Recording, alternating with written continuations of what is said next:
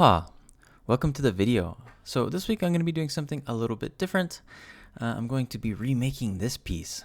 Refinishing. So this is one of the older pieces that I've made.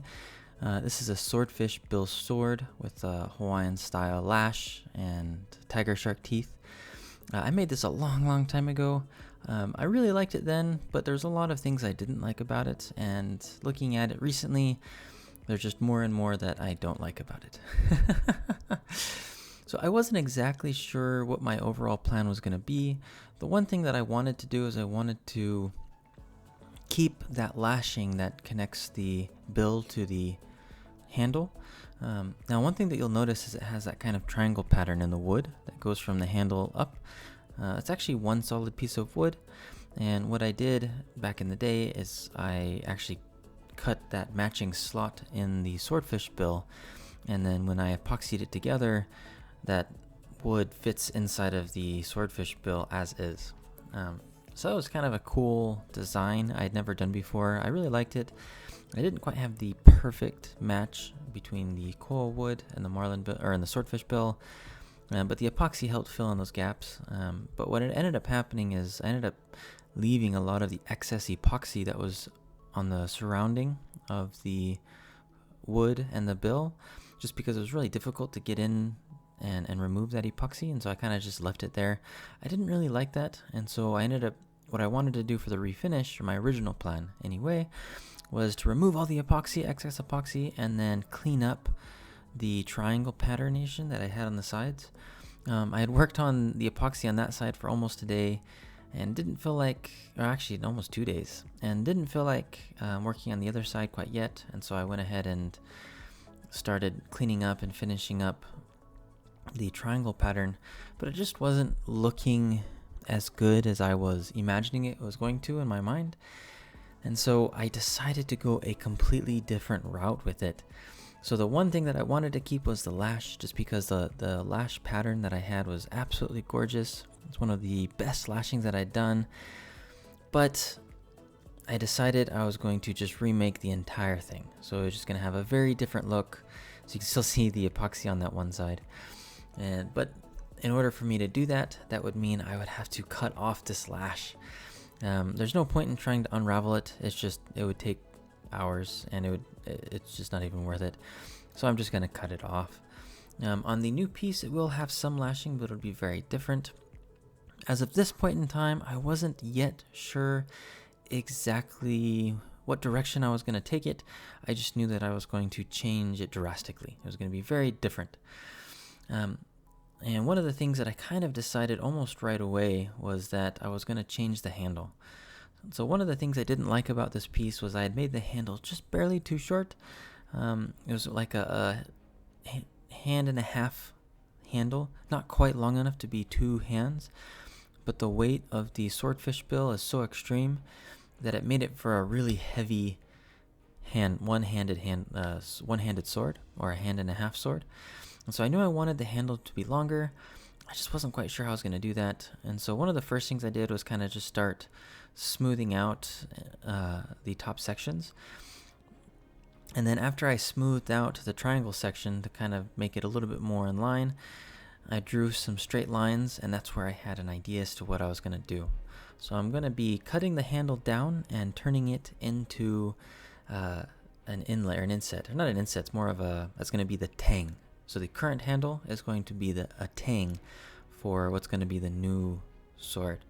I'm flattening both sides of the handle, and that's just because I'm going to remove the majority of the handle material with my bandsaw, and it'll be a lot easier to do that with flat-ish sides, and so I went ahead and just smoothed those off. So I have that cut out. It's definitely not perfect. You can see kind of the wavy lines from the bandsaw, but that's not a big deal at all, because I'm going to be finishing that off and squaring that up. It's going to be more of a rectangular shape, but making the lines as square as I can. I don't really have any fancy tooling for this, and so I just kind of have to do it by eye and by hand. I have measured it in the past and taken that route. It takes a long time. I've gotten quite a bit better at eyeballing and making things look square, and so I'm kind of just doing it with that route. Plus, it's going to be a tang, and so you're not going to see it anyway. One of the challenges though that I wanted to make sure is for the new handle material, I wanted to make sure that the handle was strictly longer than the old handle, because that was one of the big things I didn't like about the sword, even in the beginning, was the handle was just barely too short. And so I decided the piece that I cut out for this handle, I'm gonna make it way longer than it needs to be, and that just ensures that I'll have plenty of material so that I can have a good long handle and get that nice and true. So this next step, I skipped most of it in the video, but I just flattened out. So instead of sharpening up that pattern triangle look, I decided instead I was going to make these triangles flush with the swordfish bill, and then I was going to put some kind of inlay or inset, some type of design, inlay pattern design inside in the centerpiece, because it has those holes from where I originally lashed the teeth onto, and so I needed to cover those somehow, and I wasn't quite sure yet at this point in time what I was going to do. I kind of just figured that out later. But before I get to that, the next step is I'm going to be cutting in a guard and then the handle material. So I wanted to put a guard on the piece because I really like the way that a cross guard looks. I thought it looked kind of clean. You'll notice that the guard I have here isn't shaped at all. The first step is I'm going to be cutting in the hole in the guard that's going to match that bill, and I want it to be a nice tight fit. I want it to be a tight fit for a few reasons, but in order to do that, I was afraid if I shaped it first and then tried to cut in the centerpiece, I wouldn't cut it in straight, and then I'd have to remake the entire guard. And so I'm cutting in the center section first, making sure that is nice and snug, and then from there I can start shaping it. And as I was fitting this, I had the idea to cut it in almost like an inset, so that the swordfish bill kind of fits into the guard. What that'll do is that'll hide any imperfections I have that go in between the swordfish bill and the guard, and make that look really clean and really tight fitting. And so once I got this perfectly set, I can go ahead and trace the outline of the swordfish bill on the base to the guard, and I can start to cut that out and remove that material.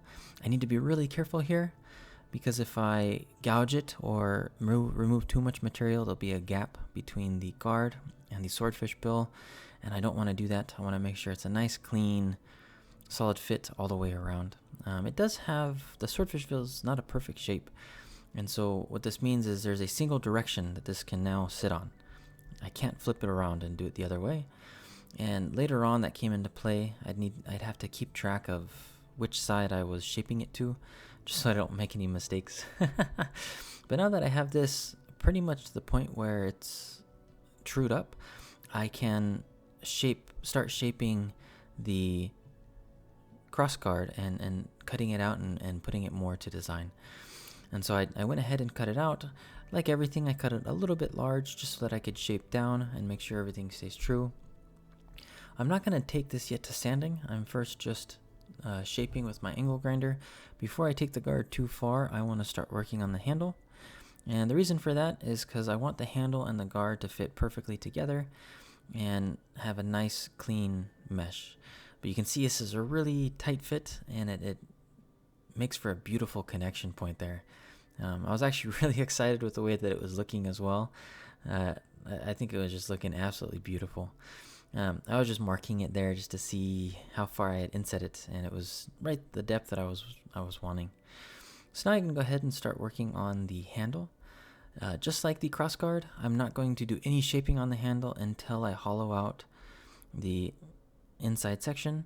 I'm going to do the same path that I did with the cross guard material. I'm going to drill it out and then use my chisels to clean it up. This is a little bit more of a challenge because it's a really deep section. That tang that I have, I left it pretty long, and I did that on purpose because the swordfish bill itself is really heavy, and so I wanted to have a lot of material that was going to go into the handle here, just so it'd be nice and solid and stout. I am going to put a cross pin, but that'll be the last thing that I do. One of the challenges I had with this, and I skipped most of those steps just because it was the same with the cross guard, is it's not perfect, and so there's a lot of back and forth and getting this to fit nice and snug into the wood. But I was able to finally get it in there. It took a couple days to get that nice and clean and really set. Obviously this handle material is ginormous, way too big, but that was by design. I wanted it to be so that I could true it up in the shaping. So now I'm ready to start shaping, and what kind of worked out is I happened to cut out that center section perfect, so it was nice and true with the swordfish bill, which meant I didn't have to worry too much as I went to shape it. As long as I kept it relatively even and square as I was shaping, I knew that I would be good with the swordfish bill, and so it just made it a lot easier to keep everything in line. So I have the cross guard and I have the handle shaped but not sanded yet. And so the next step here is I'm going to start sanding the entire piece, which includes the swordfish bill. Originally on this sword, I wanted the character of the sword because it was kind of the main component. And so I didn't really sand it down. I left it kind of weathered. I decided I was going to sand the entire thing down this time and then oil it, which will kind of brown it just a little bit, give it like a hue, a brown hue. But sanding it down will smooth it off and really accent the natural bill. I noticed though as I was sanding some gaps in between the original glue up when I put the bill onto the handle material here. And so I'm using some CA glue. It's kind of a thicker base CA glue, so it's not as runny, to fill in those holes, and then some accelerant, which is what that can is, and you'll see that here in just a second. And that helps, that just dries it instantly and makes it so I can immediately start sanding again. CA glue is pretty awesome. It's really nice for little stuff like this. I don't use it for anything load bearing, but it worked good for that. And then as I was coming to this part, I had an idea to use these dowels as my center design, and that actually worked out beautifully. And so I have 3/4 inch dowels, and then it goes up to a 1/2 inch dowel, and then it goes up to a 5/8 inch dowel. So I have 2 3/4 inch, 2 1/2 inch, and then 1 5/8 inch.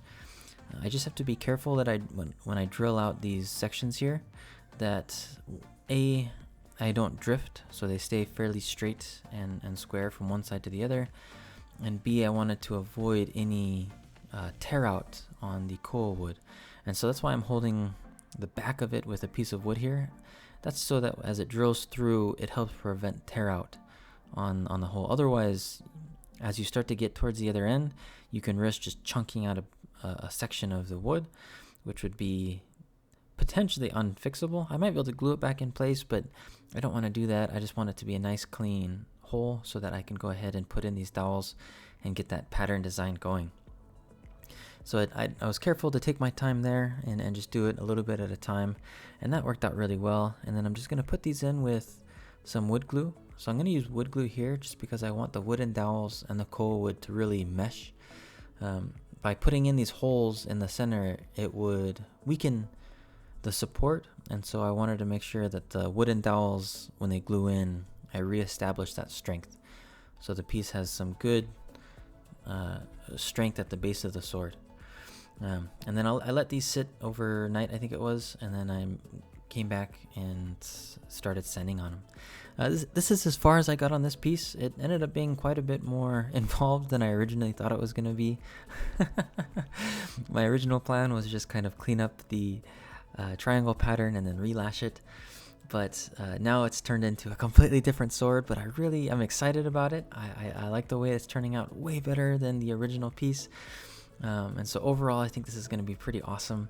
I still have a lot of work to do. I am going to be putting in a couple pearl inlays, which you can see there next to the handle and crossguard material.